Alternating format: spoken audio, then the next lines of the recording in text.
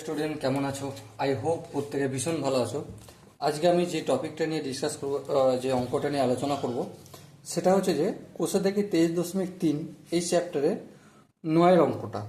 দেখো নয়ের অঙ্কটা কি বলেছে? নয়ের অঙ্কটা বলেছে যে sine theta plus cos theta by sine theta minus cos theta equal to 7 হলে ট্যান থিটা এর মান হিসাব করে লিখি।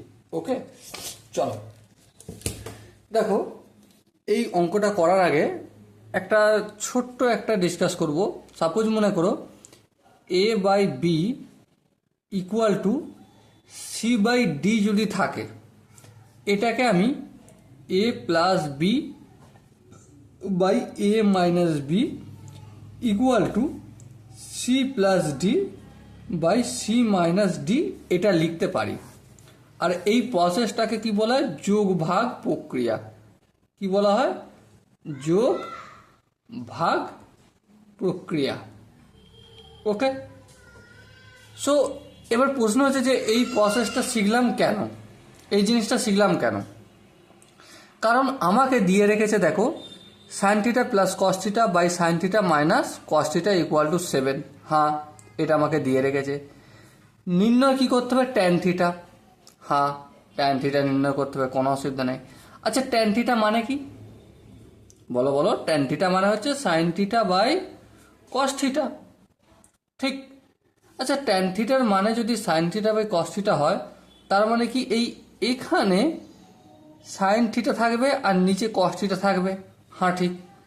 তার মানে কি এই কস থিটাটাকে হটাতে হবে? হ্যাঁ ঠিক। এই কস থিটাটাকে যদি হটাতে হয় তাহলে এই মাইনাস কস থিটাটাকে উপরে নিয়ে যেতে হবে। হ্যাঁ, আর নিজের একমাত্র প্রসেস হচ্ছে যোগ ভাগ প্রক্রিয়া, সেই জন্য আমরা এটা যোগ ভাগ প্রক্রিয়া করবো। ওকে, চলো টুকে নিয়েছি প্রথমে। তারপর কি লিখবো? Sine theta plus cos theta, তারপর plus sine theta minus cos theta.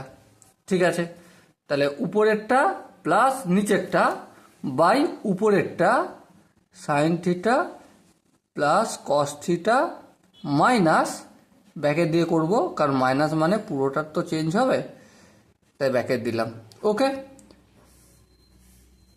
এবার এখানে দেখো 7-এর নিচে কিছু মানে 1 আছে, তাহলে 7 প্লাস 1 বাই 7 মাইনাস 1। ব্যাকেটে কি লিখতে হবে? যোগ ভাগ প্রক্রিয়া করে পাই, এটা ব্যাকেটে অতি অবশ্যই লিখতে হবে। ওকে, চলো লিখলাম। এবার ধ্যান দিয়ে লক্ষ্য করো সাইন থিটা, আর এখানে দেখো plus cos theta minus cos theta cancel out হলো। হ্যাঁ হলো। তাহলে কি পড়ে আছে? সাইন থিটা আর এই সাইন থিটা। তাহলে কটা সাইন থিটা? 2 sine theta. বেশ বোঝা গেল। এবার দেখো sine theta plus cos theta যেমন আছে লিখে দিলাম। এবার মাইনাস দিয়ে গুণ হচ্ছে, তার মানে মাইনাস, আর এটা প্লাস, প্লাস মাইনাসে তাহলে মাইনাস সাইন থিটা হবে, minus into minus cos theta, তাহলে কি হয়ে যাবে? প্লাস কস থিটা হবে। আর এদিকে 7 আর 1 কত হয়? 8, আর নিচে 7 থেকে 1 বিয়োগ করলে 6 হয়। বেশ, কোনো অসুবিধা নেই।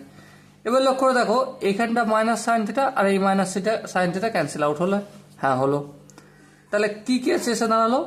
2 ইন্টু সাইন থিটা বাই একটা কস থিটা আর একটা cos theta, 2 into cos theta.